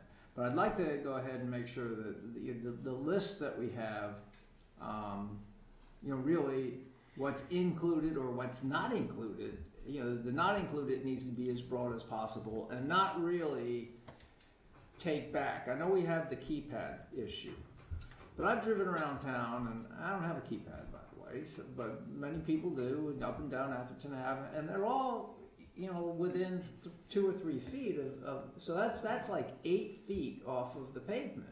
And trees are closer to the pavement, so no one's going to be riding along there. So I think that really we should take a kind of a jaundiced eye at some of the things that we're including that we know many of our residents have, and they may object, because we want to go ahead and not soft pedal this thing to get in, but to get it in there so everybody will embrace it, and then we can do the things we would like to do, such as going ahead and getting getting these things included on people's deeds and passed down from one owner to the next owner and the next owner. The other thing I suggested to George was that maybe the planning commission should look into this, or at least hold a public hearing on it, or, I mean, we can have our own public hearing on it, but I think that people are going to want to say something about it and air it. Mostly, people who've been residents for a long period of time are going to, you know, claim Big Brother and going to claim, you know, you're overreaching, you're overstepping your bounds, here are more rules for us, and I don't think we want to be seen as trying to do that. We're just trying to really cut our liability, and we're trying to actually make sure that we have the rights to do the things that we're doing in the future. So I think more outreach again, and maybe through another committee would be, or commission would be, you know, worthwhile for them to have, you know, an alternate time for the public to come and air their concerns, and again, as we're rewriting it, to, you know, just make sure we use a jaundiced eye on what we include or what we include in the not applied to, or what we include in, if we're going to extend past 1206. I'm sorry, since we had that prior conversation, I do understand what he's talking about. He's talking about things like grass and minor improvements, or things that are associated with the property, that, like driveways and keypads and mailboxes and things, that those are specifically excluded from the requirement of a revocable license. And then, but substantial improvements, fences, pilasters with lights on them, irrigation systems, those are included in the revocable license process. But if you have grass and you have pop-up sprinklers, Well, sprinklers, lawyers say, well, there's a liability Yeah. when somebody Yeah. trips and falls and breaks their I neck. agree with the sprinklers. Yeah. The sprinklers were listed before, but the grass, I mean, we listed grass on page 3 of 9. Yeah, you know, I just thought that. So, I It mean, depends upon what kind of let grass. Is it people Bermuda let grass, it or is it campus grass? Or it's Colorado grass. Seriously, Yeah, I understand. I mean, He means I don't- Bermuda. so before we take this on Say a that. roadshow, before we take it on a roadshow to other committees and public meetings, yeah. we need to develop the ordinance clearly, so we have the ordinance, not adopted yet, but just developed with all the details. Develop the application, further some educational parts of that application, visual displays for that application, and take that whole packet Yeah, out and get feedback and comment. absolutely. And then the moratorium, Well, you know, yeah. yeah, that's all worthwhile. Mike? I just like, I agree with almost everything that was said. That's been great. And that I But have just a beautiful start with house. what and all of that. I'm But in start compliance with- with the Yeah, setback. what I was gonna say is, but what Elizabeth talked about I thought was really important, which is outreach. And I don't know if we want to do an ad hoc committee, or if we did, I'd be happy to participate. I think it's important that we do something. And in particular, I can just tell you, from my interactions with some of my neighbors and others, there's a strong sense now, because we run a complaint-based enforcement mechanism, that if someone shows up and starts giving out anything in terms of enforcement, people are going to automatically assume that that jerk neighbor of mine did it. And it's got the potential to really cause some problems out there. It sounds small, On but streets, there's no doubt about it. It Well, always and that does. was, well, No matter where you are. but the point is, but now that we've got a full-time code enforcement officer, it's an opportunity to stand back and say, you know, we got a whole new program in place, and we really, it's important that we spread the word. And you know all this, I'm just stressing, I think it's really an important part of the whole thing. so do So- you have authorization to have the mayor appoint an ad hoc committee? Does the mayor want to do The that? mayor can do that anytime he wants. Anytime, anyplace, anywhere? But would you Right like, now? would you like it to go, through as we develop it further, would you like it to go through a committee? Or would you like the ad hoc committee to be processed? So let's address that. I'd like to address two things that Bill said. One is, for minor improvements, that you normally see with a house, if those improvements are in that setback where a bike lane might go, then they need to be subject to this. Yeah, And that certainly includes grass, because there's some people with grass all the way out to the road yeah. on Atherton Avenue, which will have to be changed. Including And irrigation. there are some people that have keypads very close to the road, that, you know, that's gonna be an expense, but that was their choice, it's not their property. So how you craft this, I think, needs to take into account that. In terms of the outreach, I like the idea. I mean, I'm a big proponent of outreach. I think what we're going to be doing with Peak Democracy is terrific, because it's an outreach program. We have been religious about the importance of outreach in connection with the new Civic Center. And we are going to have a lot of outreach this year. We're going to have both public workshops, no doubt, in the pavilion, and we're gonna do a road show, which is going to be at least as extensive as the road show that we did in connection with the master plan.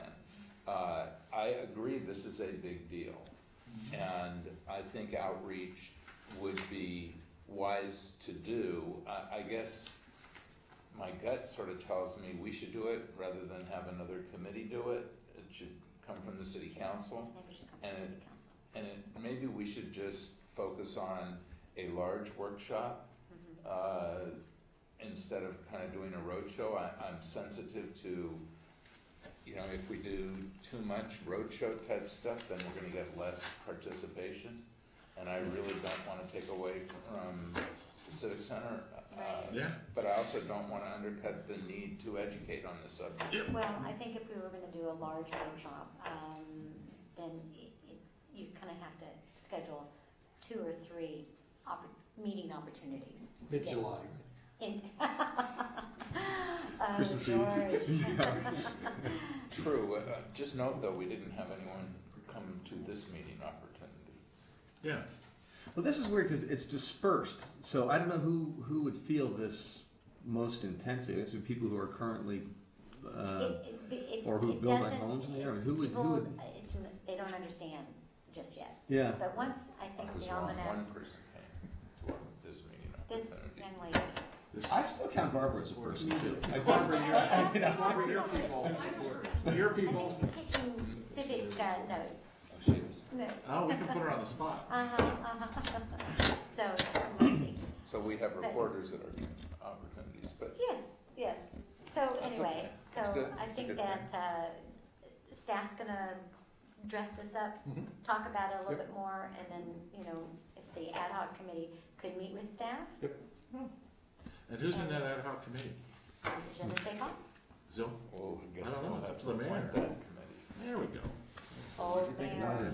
Awesome responsibility. Yes.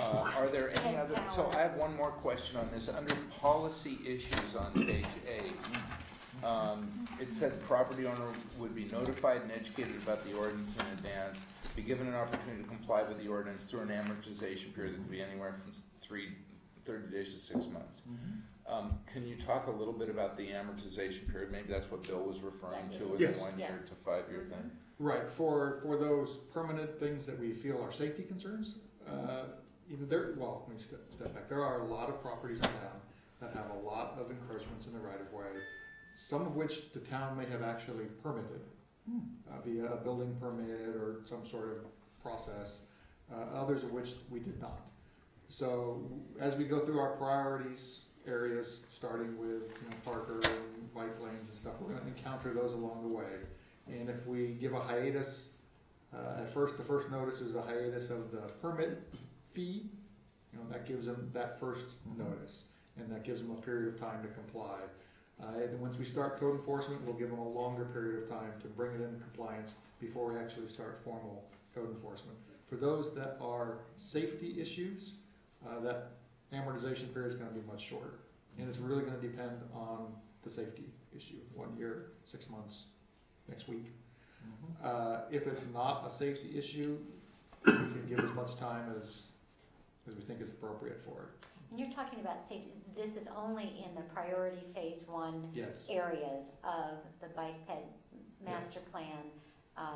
Parker and code enforcement. That'd be Okay, code enforcement. all right. Big code enforcement. Code enforcement, for instance, Code enforcement is couple all of- over, but they're Right. complaint based. I would a couple think of they years have an ago, intersection. a vehicle driving in a foggy night tried to pull over and let a car pass in the other direction into what looked like a nice ivy-covered area. There were boulders in the ivy-covered area, and after they struck the boulders, they discovered that for the first time.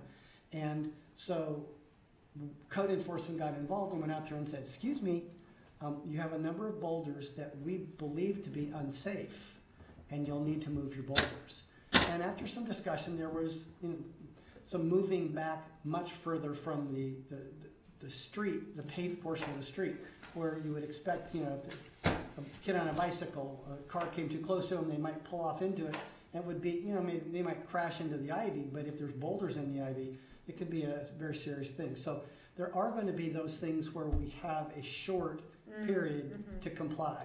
There are going to be others, and by the way, that person under the new ordinance would be allowed to appeal that decision up the chain, because it's going to cost them some money. It could cost them some privacy, and usually the argument we got with boulders was, oh, that's because somebody next door down the street is doing construction. That's to keep the construction vehicles from parking in front of my house.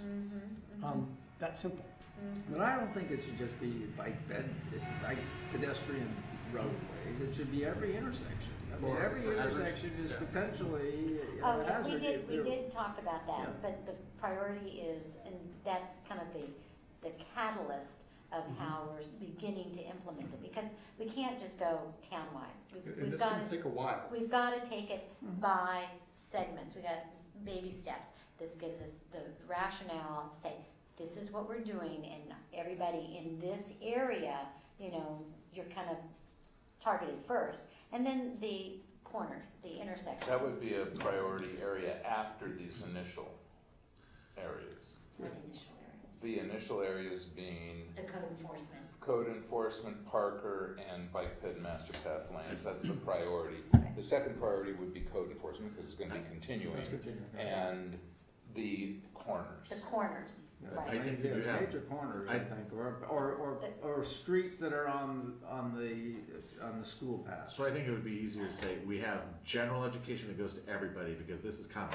The Yeah. wave is here. Okay, And then we have more isolated, let's say more dense education which would be for more of a- people where we know we're targeting some maybe a improvements in, so that we neighborhood can meeting amplify area. or do more That's probably right. education. And that actually, frankly, the Yeah. idea of the outreach that we're Uh-huh. discussing here probably applies to what we're gonna do a bike path. I mean, we're not at that stage yet. We're just at the stage of doing the engineering report Right, for Middlefield and for Atherton Avenue. But once we decide we're gonna construct, We probably need to We have have a to have, neighborhood meeting. And that would be a Yeah. good way of saying, we've got this area that the bike improvements are gonna go in, and we're gonna do notification for that. And while we're doing that notification, we're also adding this, by the way, The notification this for is this. also notification for this. Please attend the public meeting, we'd love to have your input, but you've gotta understand why we're doing this. Yeah. Right. This is not a fast process. And No. This is At the end of the patient day, process. should we expect this to increase or decrease the litigation risk to the, and by litigation, the number of suits No, filed? I think it, over time, will substantially decrease litigation risks. Because a lot of the things that are in the right-of-way today are in fact risks that we know of. And Right. if you know about a risk, that's one of the elements of Right. public liability.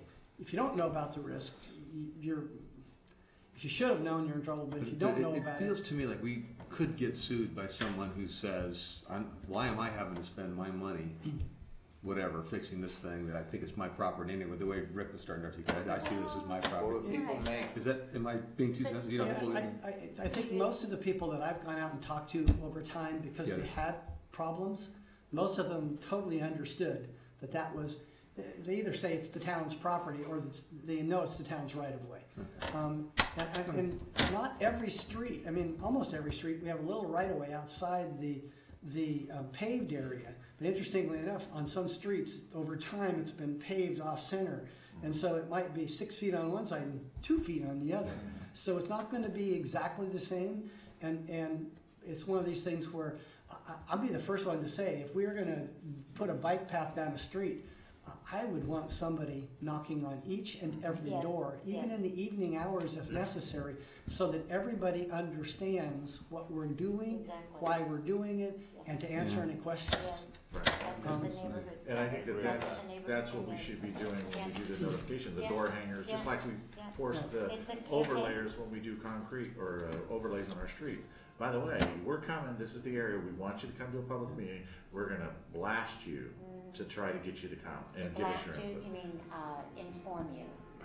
Yeah, right, inform you a lot. Inundate. A lot. We're gonna inundate you with So we're information. we're One gonna more circulate a question lot for of information in your The direction. term improved public right of way, I assume is a euphemism for street. Well, it could be decomposed granite, could be, it could be if there was a cell tower thing there, we could put even plantings in the right of way. No, but this is in the phrase, no physical obstruction shall be placed within 6 feet from the edge of the improved public right of way. Street. That's the street, that's referring to the street, that was Yeah, an official, yeah. yeah. There are some streets, strangely enough, that actually have curbs, and so we, Or they even have trees right in the yeah, middle of them. there's actually a section of street on Atherton Avenue with curb. Yes. I had a police officer Oh. deputy, there is, Up there, yeah, up in the two. nobody knows about it, it's there. Okay, well, Fabulous. That's good. I mean, we're pretty much done with this discussion, don't you think? I think We did a good job at not beating it to death. Well, I think we're gonna live with this a long time. Yes. This is not a finished deal. It's a huge paradigm shift. I think the mayor has one more duty to perform before calling for an adjournment. No, you do. Is it your birthday? No, he has to form his. I was just that kidding. commitment. It just has to I don't appoint think them that- anytime, you don't have to do it. Anytime, you can do that via email Oh, later. you You don't can have to do it contemplate it. They now? could do it over You're a gonna think about Chardonnay. it. I did. Yeah, exactly. I'm gonna let this gesticulate. He's gonna think about it. He's gonna gesticulate. That's what he said. Okay, so, anything else anyone wants to bring up? There's any public comment? What did you think? Oh, I do have one Can we more ask the thing, public? I'm looking for a motion. So Oh, moved. so moved. I'll consider one of those to be the second, all in favor? Aye.